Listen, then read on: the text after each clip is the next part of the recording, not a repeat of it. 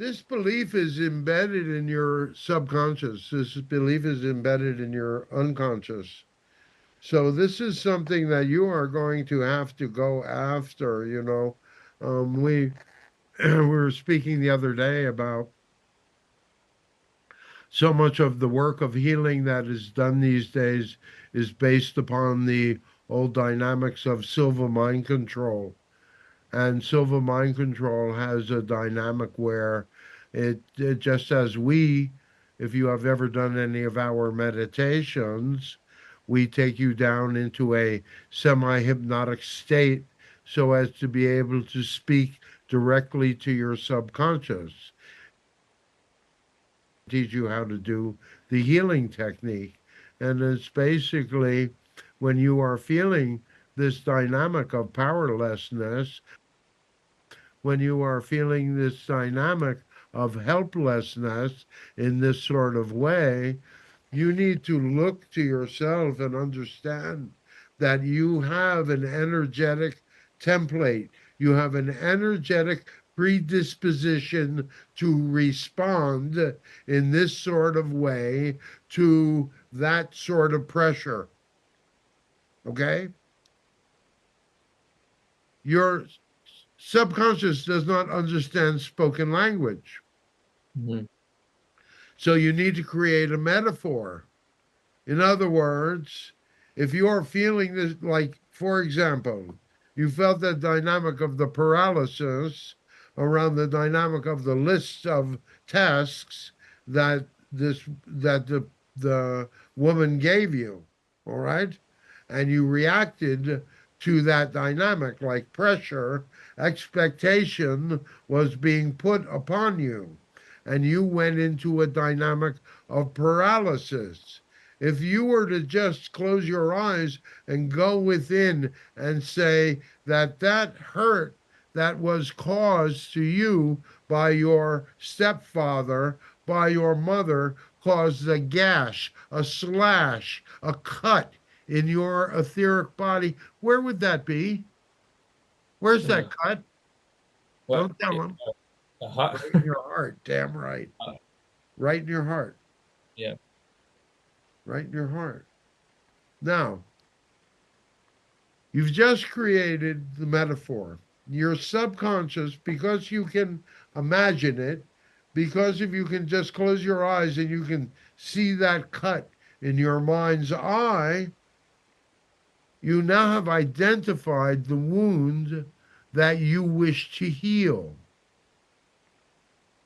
If you will imagine your higher self standing behind you, handing you threads of energy that you take from them and you utilize it and you sew up the wound. Hmm.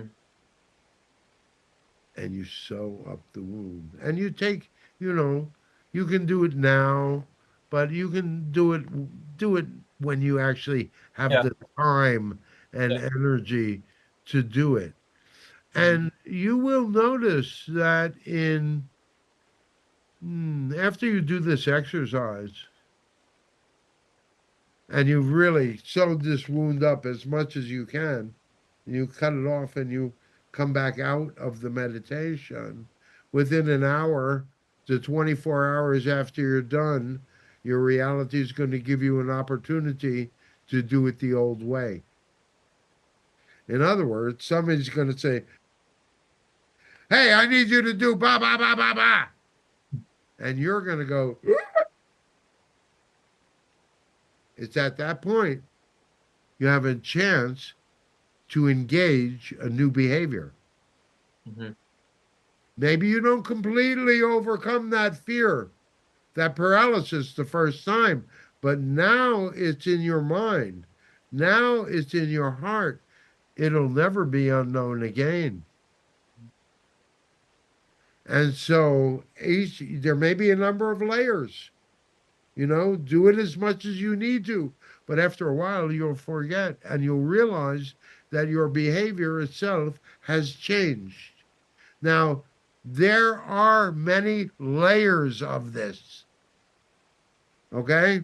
This is going to take some time and it's going to take some perseverance.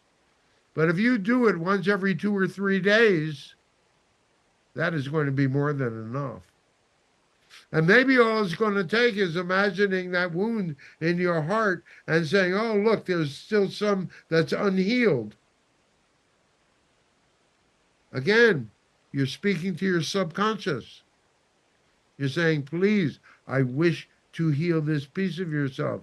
And your subconscious, because you've given so many ambivalent or negative messages in the past, your subconscious is going to keep asking you until it's sure that you really wish to make the change.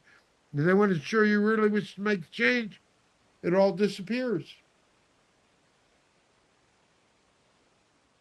Yeah. We did a big healing like that yesterday, and he changed. I found he picked up his energy quite a bit because we've been working with it for some time. It was a big one. Yeah. Again, but if he does it on his own, if he's doing it strictly on his own, if he understands the technique and he doesn't need you to do it for him or with him, he doesn't need that. He's strong enough. He just Mhm. doesn't see himself as strong enough. He still sees himself, this piece of him still sees himself as that abused child. Okay? Well, and at some point, we all have to step out of that and Yeah. realize that we have, where it's time to be done with it. It's not going to change overnight, but it will change. And you will be able to measure that change within yourself. So can a quick question for on that, then he doesn't necessarily have ADHD. He has a trauma response Yeah, well, that's yeah, for sure. causing a stuck Oh, place. for sure. Yeah. For So sure, if for that, sure. And ADHD is just a label. Yeah, I'm aware. It's just a label. That's all it is. Yeah, It's to it's just say, oh, I'm fucked up. I got ADHD. Oh, that's my excuse, and I'm sticking with it. it's just when I'm saying I'm aware of that as well, but it's for me, I'm just thinking it from all that I'm aware, all of those traits, I'm aware that they go into that label. So You it's easy for me to feel say, you feel that you are powerless in the face of your abuse. yeah. mm, You have to realize that you are anything but.